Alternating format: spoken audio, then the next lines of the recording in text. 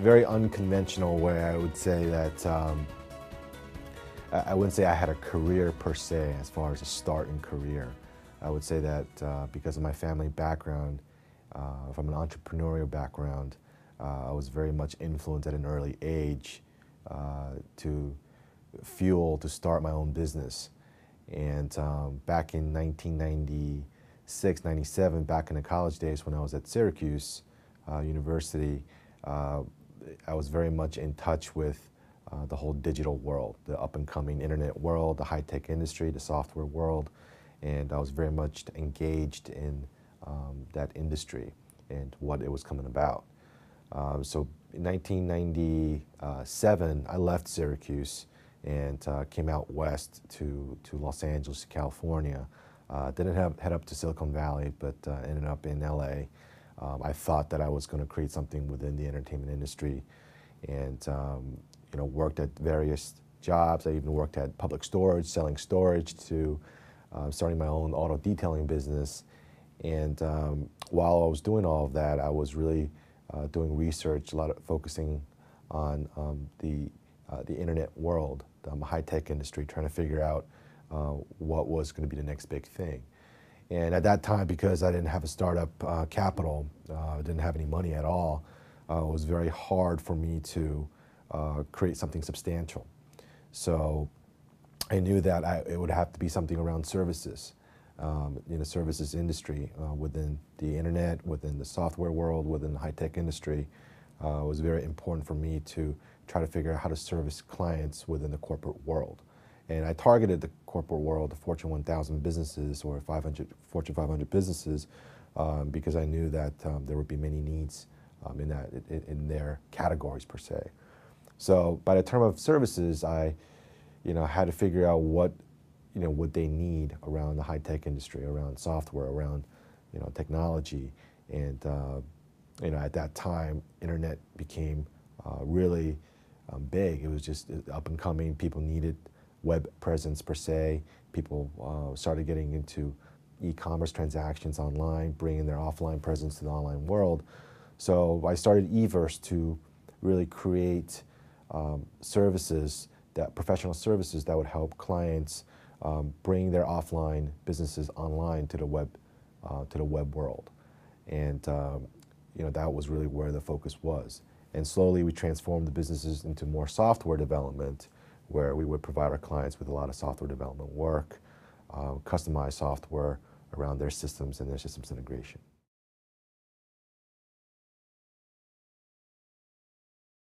A lot of people ask me this, and we always sit down and we go through this in our business plan, and what is the mission of the company? What is the vision of the company?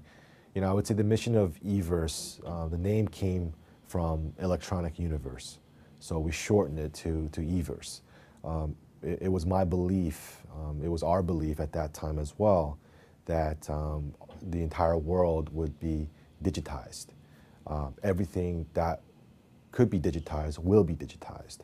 And our mission was to create an electronic universe around the products that our clients have, and how do we digitize them, bringing them to a digital format, whether it's on a CD-ROM, whether it's on an internet basis, whether it's streaming media, streaming video, whatever it might be. We would provide services around this area, and that was our goal. Our goal was to provide an electronic universe for our clients.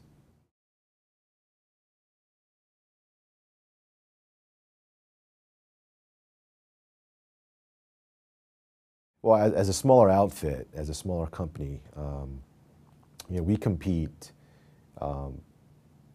with the big boys. We call them the IBM Global Services of the world, the Accentures, the Price Water Consulting, to the McKinseys of the world. What we do, as a company, the first step is that we always go into a business and we always figure out what are some of the business challenges, what are some of the business problems that they're having. So we never go into a business, never go into a client engagement by saying, hey, what are some of your technical problems? Our results, our solutions are technical, but our business process, when we deliver our engagements, has always been around business challenges. So we always focus on our client's bottom line. We always focus on our client's top line, whether it's a sales problem, whether it's a profitability problem, whether it's a customer relationship management problem. We always focus on the business problems first. So that's the first competitive advantage between us and, let's say, some of the more technical companies out there, where they're very much focused on the latest and the greatest technology, where we focus on the business problems, where we can relate to the CEOs, to the executive managers, and really fine-tune exactly what their projects might be.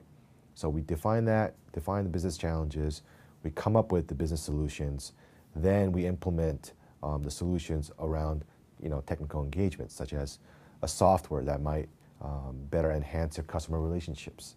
That's definitely one classic example. So that's one of the major competitive advantages. Our second competitive advantage is our process around our delivery. And when I say process around our delivery, it's almost like a manufacturing plant. And we manufacture software. We manufacture internet technology goods, for our clients. Whether it's a corporate intranet for Mercedes-Benz of North America, to the customer service online transactions for our client Pacific Gas and Electric.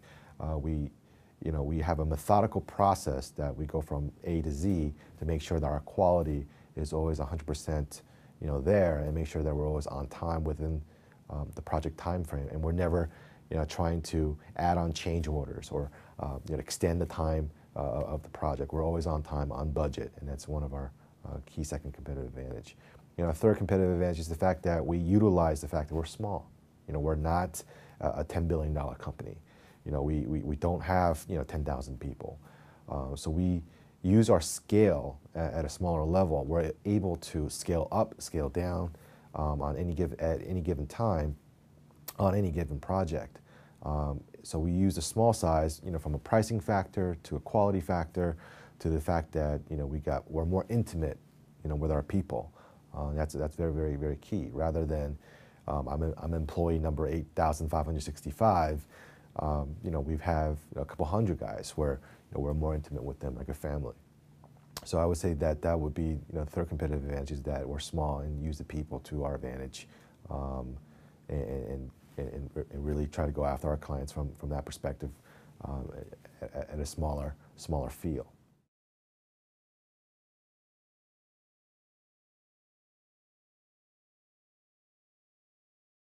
Yeah, it's India and China is a big part of our operation, a very big part of our operation. When I started back in '98, 100% of our operations was based here in the United States. So we would go after our business development guys would go after our clients, would target all of our clients, do all our sales and marketing here onshore in the United States, and we would do all our projects with our project managers and our software engineers here in the United States as well.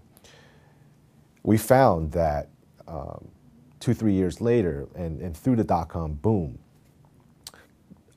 rates were decreasing significantly. And so the pricing pressure came first. Second was speed of delivery, was a very big demand.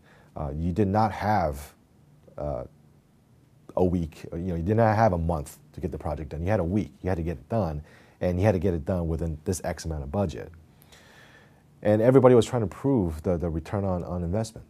Within the IT world, it's very critical. CIOs were getting challenged every day on proving to the investors, to the boards, what kind of return on investment are we getting from these ERP implementations, from these big technology implementations, what we're getting a return from. So arising from that, that came with large-scale projects that really needed to be done quickly, and from an economic standpoint, it had to be done cheaply. So the Indians, they've been doing this for 20 years. They were the first, they were the pioneers in software development offshore, and they've been doing this for a very long time. It was never really done in a new media space, a new media, the internet space, the latest software development space.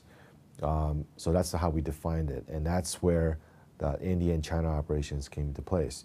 We went into China in 2001 with the intent on finding more resources. I'm very confident to say that most of the businesses went offshore not because they wanted to find cheaper resources. It was because of the fact that we couldn't find the resources here onshore. There weren't enough kids coming out of school that could fill in the positions with experience. There weren't enough kids that were willing to take on the positions that required demanding times. So we were challenged. We couldn't find people within a 24-hour period of time. We had to find them immediately, and we couldn't place them. So with that challenge in mind, our intent was to go offshore, go into China, go into India, and find the resources there. We need to find them quick. We had to train them fast. We had to get them up and running on projects and get them experience right away. And we needed people. We were very desperate for people. And I think between us and many other companies, we were all facing the same challenges, and that's why we went offshore. One of our different strategies with our offshore locations, especially in China, was to develop business domestically. And this was back in 2001. So this is, last couple of years, there's been a whole big China play where the economy is so strong there, GDP growth is extremely fast. We really said that, hey, we want to take advantage of the best of both worlds. We knew that there were plenty of engineers there that we could hire. We knew that these people, these employees could do the work that a lot of our clients here onshore required. At the same time, we wanted to develop businesses in China as well. So some of our clients in China includes Bayer to the American Chamber of Commerce. We were doing business, we're actually selling project work locally. We're doing projects locally. So that's something that gave us a little bit of a different twist rather than saying, oh, you guys are just another offshore company doing offshore work in India and China. India was set up as well because we needed the experience. The Chinese in China did not have the experience that the Indians have. So it was very important for us that we could get the experience in India, bring that over into China, and then developing the business locally there as well. So now, we're not just targeting Fortune 500, 1000s anymore here in the United States, but we're also targeting companies and clients in China as well. So I would say China and India, that would say it's at the core of our strategic growth, and it's also our future. Hopefully in the MBA program, we all, I'm sure everybody's going to go through the whole business planning process, and you guys are going to learn to do the 3-year, 5-year fiscal, financial projections and your goals and strategies for 3-year out, 2-year out, 5-year out, and so on and so forth. I'm going to give you 2 versions of the short, long-term goal. I always tell my team, the long-term goal needs to be broken out into 1-year increments. So some people say it's short-term goal. In our world, 1 year is really long, okay? Because in the high-tech industry, in the software world, the internet world, 1 year is really long, and everything changes within a year. So I'd be a fool here to say to you that we got a 5-year goal. We have a 5-year vision of where we would like to be, but we don't have a 5-year goal because it's been broken down to 1-year increments. I would say that our 5-year, vision is that our entire operation is completely synchronized, where our employees in India are working with our employees here in the United States as if they were sitting right next to me. The challenge right now has always been the distance. We always feel that there's a barrier. Oh, he's in Shanghai, he's in China, and I can't go talk to him. That our goal, in the digital world, in our vision and our mission of an electronic universe, is that everything digital is right next to us. It's not something with a distance. So even within the online universities, your whole goal is the distance learning is to make sure that you make the software, the technology makes you feel that you're right next to you. So technically, this interview right now, you could be interviewing me in Shanghai, and I'm looking into the camera. I'm doing the same thing. There's absolutely no difference. That's our long-term vision, is to have that kind of infrastructure in place. And it's already been in place, but it's not as fine-tuned as everybody is hoping to be. And our competitors are trying to do the same thing. We've got video conferencing, we've got voice over IP technology around our phone systems to online messaging, things like that. But it's going to get better. You're going to get to the point where we want to get to the point where we're working on project engagements, almost feeling like we're doing whiteboarding in this room next to each other. Growth, I can't stress growth enough, but our long-term goal or mission or vision per se is really grow a sustainable growth. We're not what kept Everse around versus some of the other companies that failed, that went out of business in 2000, was the fact that they grew too fast. They were exploding and they could not control it. They could not control the fundamentals. And I stress the key word fundamentals because that's what kept Everse here. And to go forward the next 5 years, as far as a long-term perspective is concerned, fine-tuning our fundamentals, because our fundamentals always has to change. And if you look at some of the other case studies like GE, why is GE so good? And why are they such an admired company? Is because they've always focused on fundamentals. And Jack Welch always stressed being number one, number two, close it or shut it down. And that's a very basic business fundamentals that we have to keep focusing in on. We could say that 5 years down the road, we want to have this type of technology in place. We want to grow to 10,000 employees, but are those really long-term visions and missions? They're not. I think those are more or less our incremental goals. And we've got our yearly growth plans, yearly goals that we always adhere to, and we fine-tune them every quarter. And 99% of the time, whenever we set our goals in January, they change in March. And when we fine-tune them in March, we change in May. And it's not because we're not disciplined, it's because we are constantly adapting to our customer environment. Our business, our service industry, our business is around our clients' customers. If Nissan or Toyota, their goal is to be number one, number two in the automotive industry, our goal is to make sure that we give them competitive services and to provide that support to them and make sure that they get to number one, number two. So our company is always evolving very quickly, faster than other companies, because the consulting business has to we have to adapt to them. It's not about us; it's always about our customers, and that's where our focus is at. Personal goals from a career perspective, and this started back when I was just a kid, watching my parents, my father and my mother with their own businesses, watching them going through the process, going through the routine, building from scratch, going to work every day, working the 15, 18-hour days, and seeing them exhausted when they come home, and seeing the rewards come in later on. Watching that, experiencing that as a kid, ingrained entrepreneurship to me, and I love that. That's my personal goal from then as a little child to now.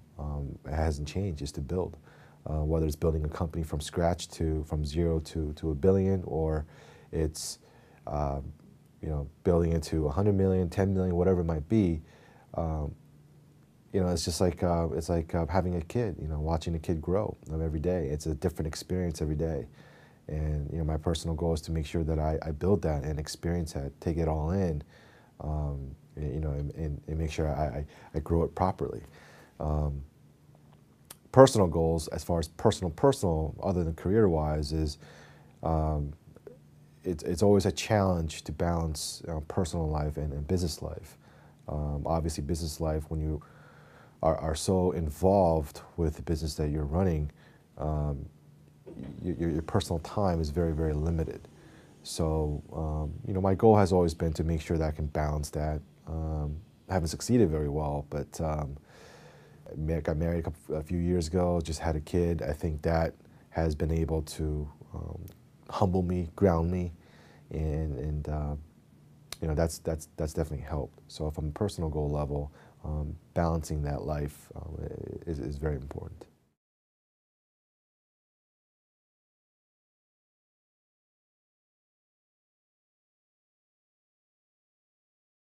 It's very hard to pinpoint the specific skills that you need to have to start a business and run a business. I'm a very big believer that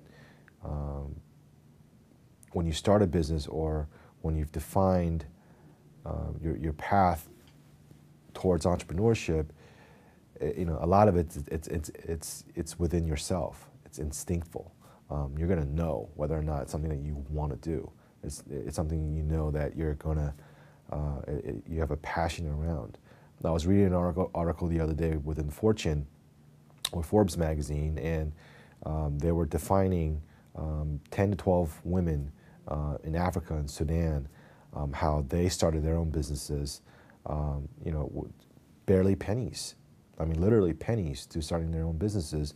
And you know, some of their goals was to leave the slums. Some of their goals were to help the women that were battered in Africa. So I think one of the critical things around starting your own business or running a business, check your instincts first. It's not for everybody, but you know, if it's something within you, you need to have a purpose. You know, what are some of the purposes behind, you know, starting a business? You know, a lot of people think that, hey, you know, when I start a business, I can get rich, or from a monetary level, I can make more money and more time to myself, freedom of time. Those are not purposes. Those are not goals. Those are the byproducts of starting a business, potentially. You know, potentially, and it's not always the case. So when I gave those examples, you know, the women that started those businesses in Africa, they had a purpose to start those businesses, and they thrived over time. And you know, and one of their biggest reward was not monetary. Their biggest reward was freedom. So, you know, I really believe that you have to check your instincts. You really have to really dig deep and figure out exactly, you know, if it's something within you. If you were to ask me again, well, give me some specific example around skill sets, you know, I would say that most of the entrepreneurs that start their own businesses, you know, they also have a lot of salesmanship skills. Their ability to communicate with their clients, with their market, with their employees. They're able to sell. They're able to sell their product. They're able to sell their service. They're able to sell their passion.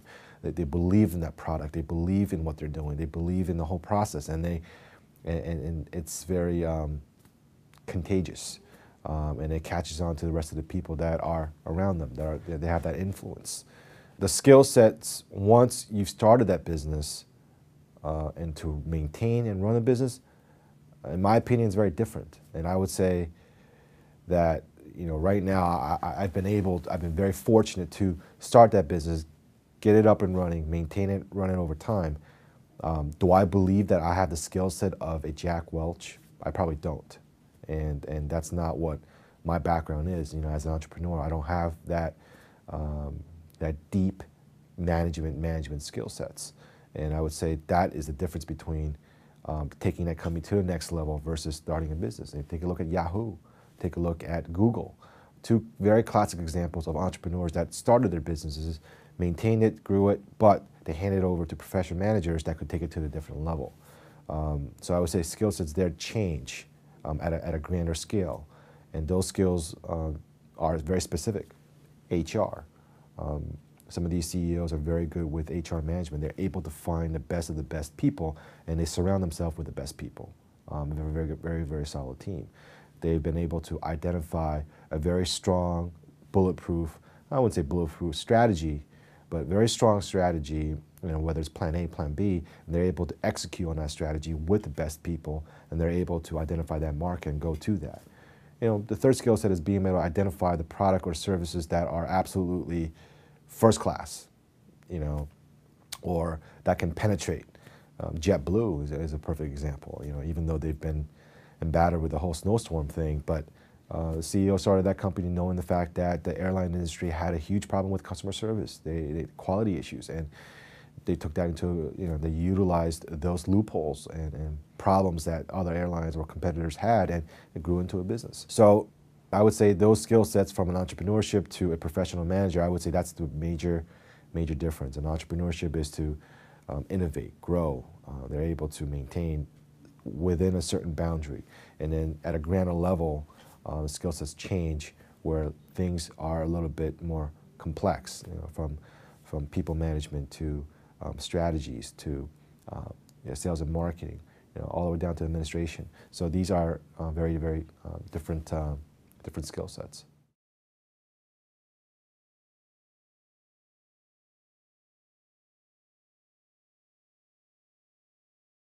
Yeah, they did. I would say that I was surprised with myself as well, because in the beginning, when I started the business, I was so in tune with the service itself. I was so focused on putting the right pieces in place, the original building blocks of starting that business, whether it's finding the office space, whether it's putting our furniture together, with my own hands, networking the office space, whether it's, trying to figure out how to do the accounting work. These were all startup things that you needed to do to survive. Then as we were able to grow over time, there's no way I could focus on the minutia, the details. I had to focus on a bigger thing. So I had to immediately shift to the CEO role per se. I really had to focus on the strategy. What was going to be our plan? I had to find people. I had to find the best people, because I knew that there's no way I could do it all. I'm only as good as my team. So what got me here today was a big part of that was on focusing on people.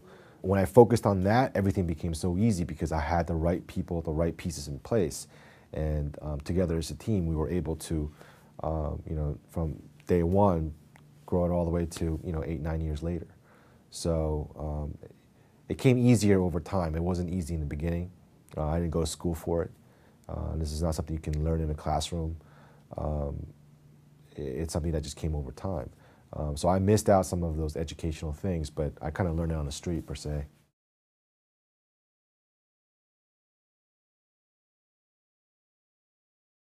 People management is a constant challenge every day.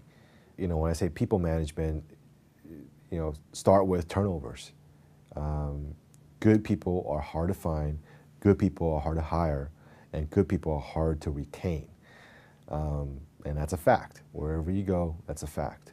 And CEOs, I believe, executive managers today have a hard time finding good people and keeping good people. And that will always be our challenge. That will always be my challenge. I know that when I hire good people, I know they're going to leave in a few years. They may leave in 6 months, a year. So my goal has always been to manage those people with the utmost care and details, to make sure that they're content with their jobs, the satisfaction within the company, make sure that they're hitting their goals, make sure they're hitting their own personal goals, and growing them over time. So I find the people management to be one of the biggest challenges right now, has been and will always be. And the second part, I would think, harder to learn is probably finance management. When I started the company, I had no idea what net profit was. I had no idea what return on capital was. So a lot of the financial details, the financial terms that needed to get our businesses going, these technical terms, I had to learn very, very, very fast. And they were very difficult, and it still is quite difficult at times, where things are a little bit more complex when you're dealing with investment bankers, you're dealing with, financiers, and just things are a little bit more different now at a grander level, like I said before. I would say these two things are, biggest challenges, getting these two things in place.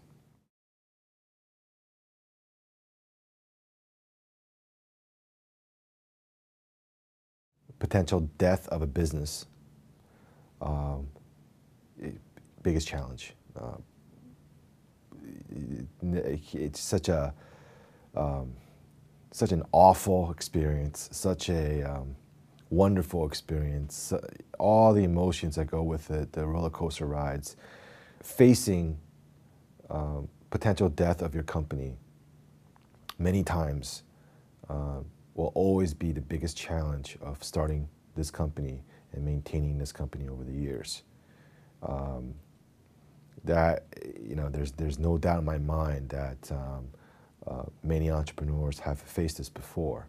The challenges that we faced, that I faced, were in many different stages and happened in many different ways.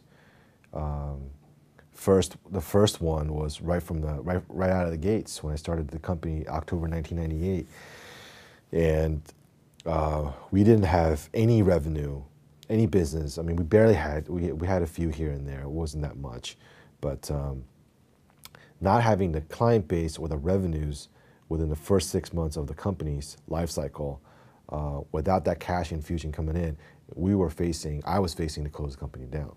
And we were a two or three man shop at that time, and we still couldn't, I couldn't pay payroll. So facing that potential death right there, that was very scary. And I had to, figure a way out of that. We got through it. And it happened again 2-3 years later, and it happened again, a few years later after that. So it happened 2 or 3 times within the last, 8, 9 years, 10 years. So, that's always been the biggest challenge, is facing the capital crunch, facing the cash flow crunch of maintaining the business. So, and I see it at a larger scale too. We see it all the time at the airline industry where they're facing bankruptcy all the time. So I was these challenges were very vivid in my memory system. It's something that will always be ingrained into me.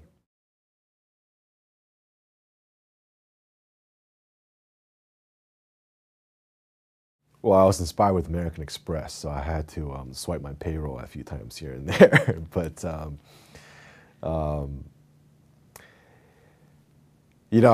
to be honest with you, some of these things couldn't be disclosed to employees at that time.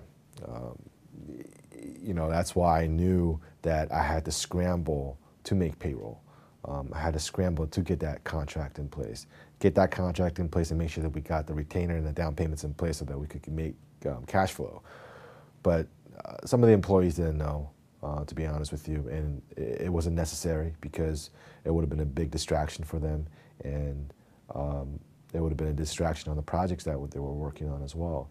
Our team, the executive managers, they knew at the time. They knew that we had to implement certain strategies in place to make sure that we got out of the mess. We were confident too that we could get out of the mess. At least that's what I was trying to instill into them. But it's not something that we're very proud of, but it's not something that we're ashamed of either. And these were very realistic challenges that I believe all entrepreneurs may face at one time or another. You can't learn it, you can't read about it, you just have to experience it. And when you're there, you need to be very sharp. You can't be pessimistic. You got to be extremely positive about what the end results might be. You got to plan properly, and you got to keep your head held high. And, you got to be very confident that things will come through. That's exactly what happened. I believe that. Hopefully we won't face this ever again. But if it does, well, we're prepared for it. And we've gone through that experience before. I've gone through that experience before, so we know how to get out of it.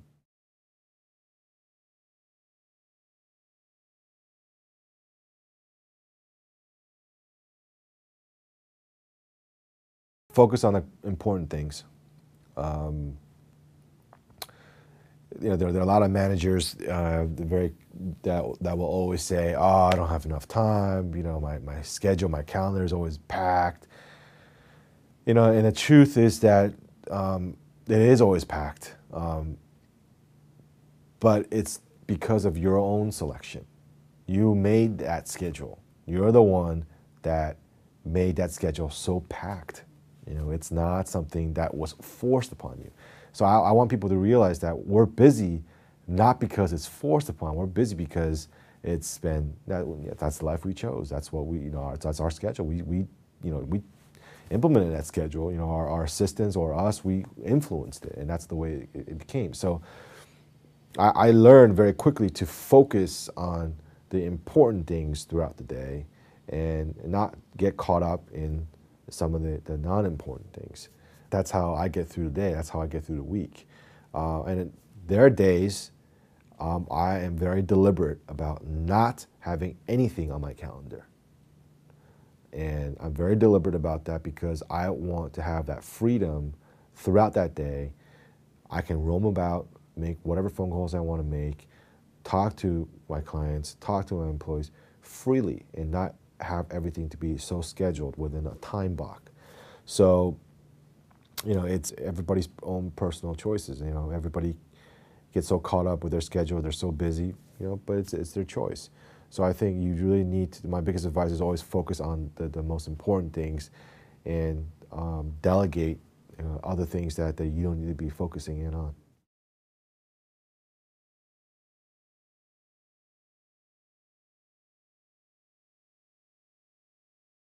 It's very important nowadays. It's extremely critical, especially in our business, because of the fact that we are helping our clients at a business management level, and then we're helping our clients at a technical level from a technology perspective. So, I mentioned before our big core of our strategy, a big core of our operations is in India and China now. For our employees here in the United States, onshore here, it's very critical for our employees to have further education or further experience that allows them to manage better and not necessarily do things better. So we need better technical architects. We need better project managers. We don't need more administrative people. We don't need more software engineers. And this is not to insult them, but the fact and the reality is the fact that the skill sets that this country has been building the last 200-300 years has always been the higher skill sets. And we've gone through this during the Industrial Revolution. This country was the first one to outsource all the manufacturing of clothing to shoes to whatever durable goods, all have been to other countries. And what have this country always been focusing in on is on management, managing that process, designing a better process, being more efficient, creating a better supply chain, better R&D products coming out of the R&D cycle. So that's where the focus needs to be at. The MBA guys coming out of school, it's very critical for them to get into that rhythm, because right now we're way beyond the Industrial Revolution. We're way beyond that internet digital revolution right now. We're into the whole outsourcing revolution, and that's a big part of our business. We outsource all of our work. Clients outsource their stuff to us, and we outsource our work to do the offshore operations. So our employees here in the States, they know very well that their focus is on the design process, on the management process, on the project management process. They're not focusing in on doing the actual work. It's not to say that's not important. It's to say that we're more efficient at other locations with other skill sets that are in place.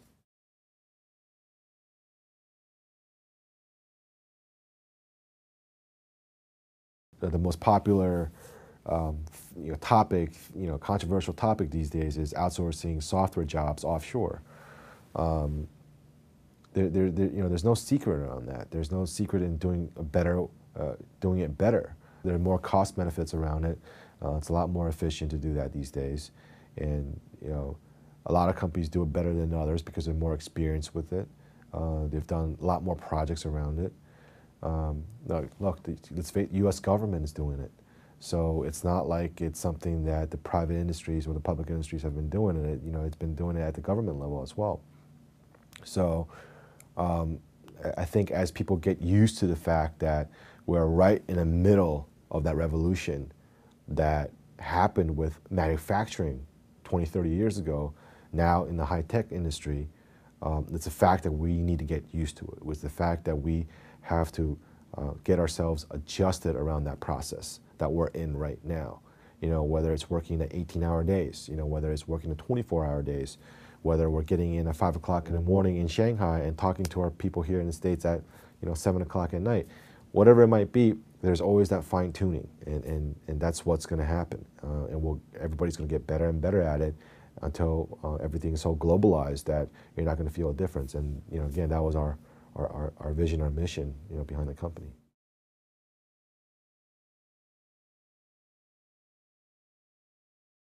I prefer face-to-face. I'm so embarrassed to say this. I still prefer snail mail. I don't prefer emails. And it's not that I don't believe in it, because most of my, you know, work is still done around, you know, done around emails, digitally, whatever it might be.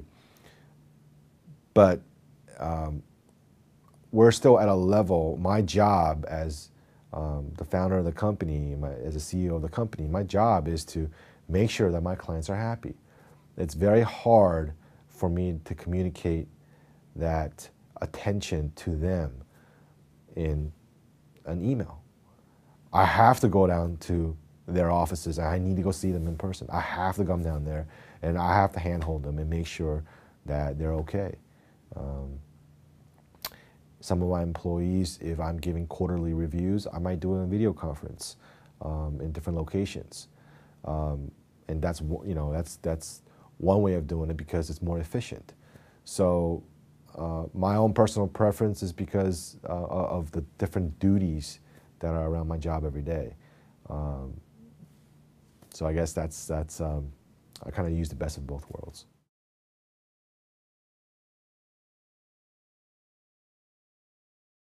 We never had anything unusual per se, but we've always had deadline-driven projects that were near impossible or borderline dangerous to our employees' health.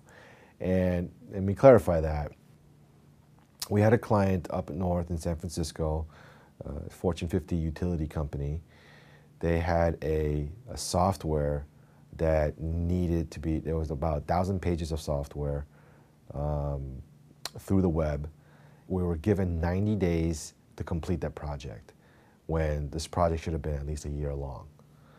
At that time, we had about 35, 40 people working on the project. And we were close to working 4 days. We went 4 days, 3 nights without getting any sleep. And we had a couple employees that just completely passed out, that fainted, you know, at their desks because they were just too tired. We had one lady go into the ER of exhaustion. That particular project was not unusual. It was unusual, but it was the most challenging, most difficult. And you know, we were able to come through. Now, before we agreed to the contract, you know, obviously I talked it over with the team, and the first thing we implemented was a risk-reward program. And if we completed it, we would get a bonus on top of the contract. If we missed it, I would pay a penalty. The company would pay a penalty, and not the people, not the team. That by far one of the most challenging projects in this company's history. I'm sure those people, all team members, they'll never forget that project ever, wherever they go. We came through. Everybody was extremely happy with it, and obviously everybody was tired, but it came in, we got it done. Everybody was extremely happy with the results.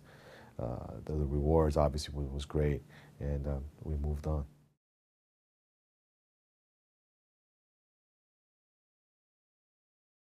Many. Our Indian employees are very different from our Chinese employees. Our Indian employees and our Chinese employees are very different than our American employees. Our American employees also are combined with Korean employees, Russian employees, and French, Spanish. I would say that our company represents the United Nations.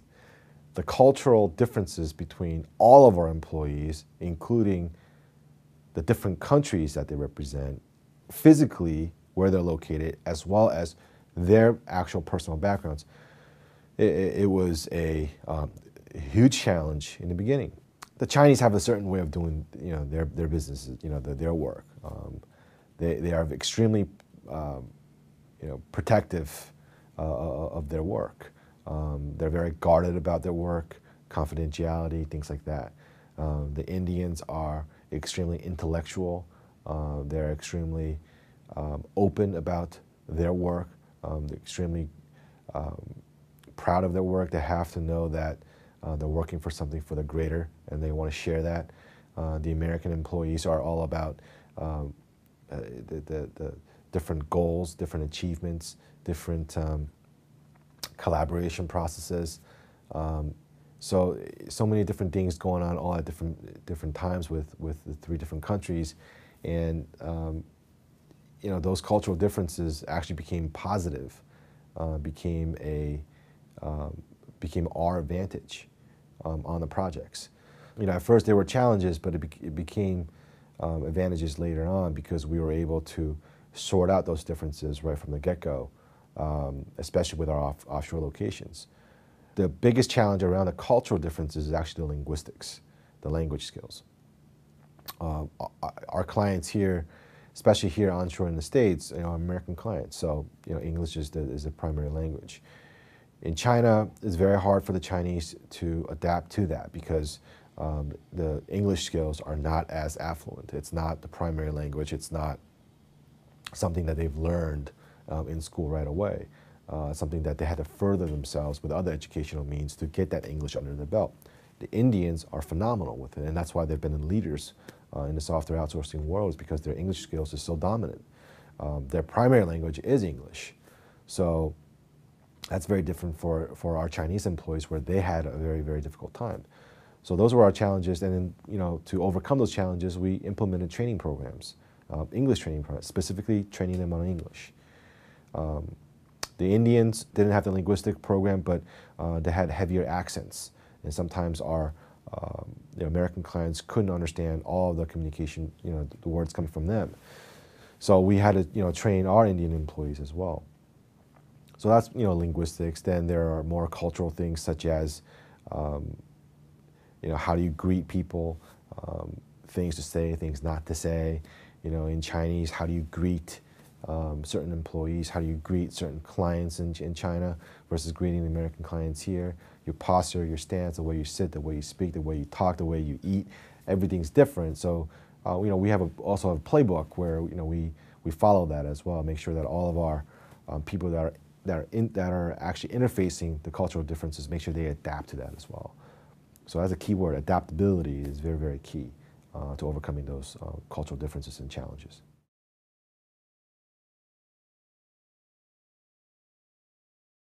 I love sports, so I always look at Michael Jordan as a role model because of the way he carries himself off the court, off the basketball court, and the way he conducts himself on the court.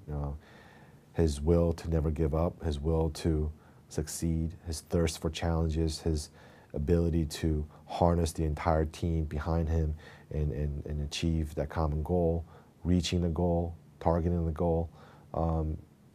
His motivation, inner motivation, his competitiveness, his competitive drive. These are all characteristics and traits that I want to bring to the business world. It's very important to look at him as a role model in that fashion, and not just as, hey, he could dunk from the foul line, he could make a three-point shot with 2 seconds left. These are all critical, but it's what kind of fundamentals he had that enabled him to do some of those things. So he was definitely my role model, still is. And I would say, Tiger Woods, I think he's, a phenomenal golfer, but again, the mind, body, and spirit, able to harness that into one, and being able to accomplish those things at such a young age, became a role model too in the last couple of years for me. I was able to look at the way he trains himself. I was looking at the way he prepares himself before a match. So from an athletic standpoint, I was able to look at these guys and use them as role models and really heroes, and say, hey, I want to be like them. Hopefully later on I can translate some of those attributes to my son and pass it down. Those were definitely role models I look to. I love that book, Good to Great and Built to Last by Jim Collins. Built to Last talks about those fundamentals, and I would actually encourage those two books for this program. But Built to Last talks about the spirit of entrepreneurship, how those companies survived over time, how those companies built. One of the things Jim Collins talks about is in Built to Last is building that clock, right? So when he talks about building that clock is you don't always want to rush through things. These companies didn't rush through things over time. They were able to build that clock. The founder of Sony, how did he start that business from, I can't remember the exact things, but selling batteries to food stands or whatever, and then the vision of Japan being a high-end industry rather just a traditional manufacturing industry, being able to build that clock over time is what he transformed Sony to be, how he transformed Japan. It was not just Sony as a company, but it was Japan as a whole. That's where he envisioned that country going, and that's exactly where it went. It became a high-end country focusing in on high-end industries. And Japan was phenomenal. It was such a great business story behind that. He was talking about 3M, how it went out of business. For the record, it was in that book, he said they went out of business, they were completely out, had no money, bankrupt, etc., and came back with Post-it. That's what built them over time. But things were built to last, and they were built because they were able to build that clock, and that was very important. So those were some of the fundamentals that in that book that I really appreciated because I could relate to it from an entrepreneurial level. But on a management level, it was talking about a lot of different things that these companies were doing over time as well. So they were doing different case studies around some of these companies, showing some of the secrets inside, doing correlations around statistics to make to show that these were things that they were doing. That's how they succeeded over time. Good to Great, it was showing how some of these companies they went from decent, good companies, how they took the quantum leap forward, become great companies. So I would say these two books were definitely my favorites.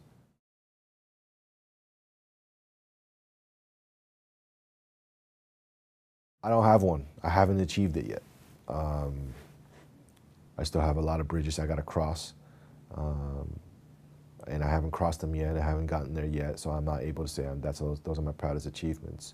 I'm proud of the fact that I'm able to sit here and able to say that I started a company and maintained it over time, gone through all the challenges, and still survive and still be here where most of my colleagues, most of my competitors have gone out of business because of the whole dot-com boom, whole high-tech boom.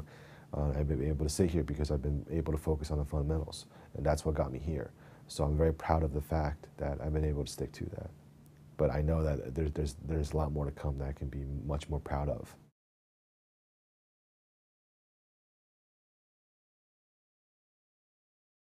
Yeah, lots. People always say that, yeah, they're happy with what they have. I wouldn't change it all, but I'm happy with what I have. I'm happy with all the things that happened, but I would definitely change a few things here and there. I think I would have changed my focus in the beginning on products, on something more tangible than on the service industry. Only because the service industry is so hard. It's very different than products where it's tangible goods that are in your hands. You can show them, deliver, you can sell them by the quantity, whatever it might be. Service is an intangible thing. It's not something that you can put on a plate and hand it over. So we're in a very tough industry. It's a very difficult, challenging industry because it's so complex. So many different moving parts. What's definitely, in my opinion, working with all of our clients in different industries, whether it's the gas and utilities, automotive, retail goods, we worked with healthcare, insurance companies.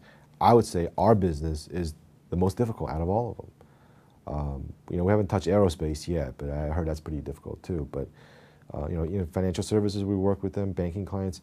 I still think our industry is still the most challenging, most difficult, so many moving parts. So if I were to go back into something differently, that's something I would do. I would probably change our services model to a more products model. That's something I would have changed over time. And people ask me this, well, why don't you do it now? And why don't you try to augment that? And we are. So, you know, we're trying to augment our services, constantly trying to redefine our company, and take it to that next level. So, you know, that's something that I would do, go back in time and change.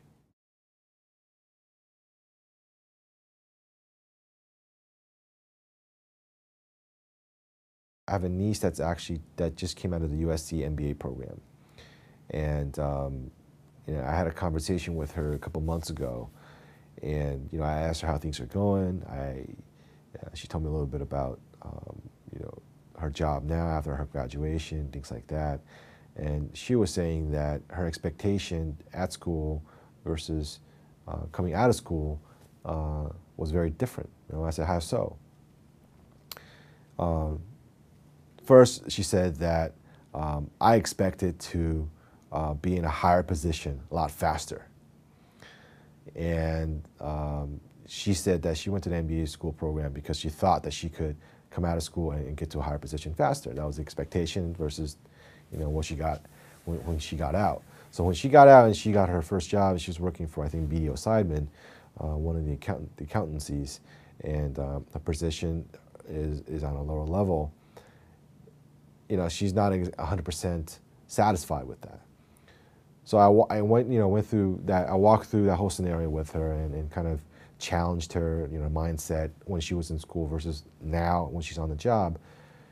And I said to her, I said, you know, most of our employees, some who do have MBAs and some who don't have MBAs, they're all everybody's very different from each other. There isn't a single theme among MBA holders that can walk down the same single path. Everybody's very different. And you know, the expectation of a degree and coming out of school and trying to rise to the top right away without work, without experience, without time, without putting in the clock, that's not how it works.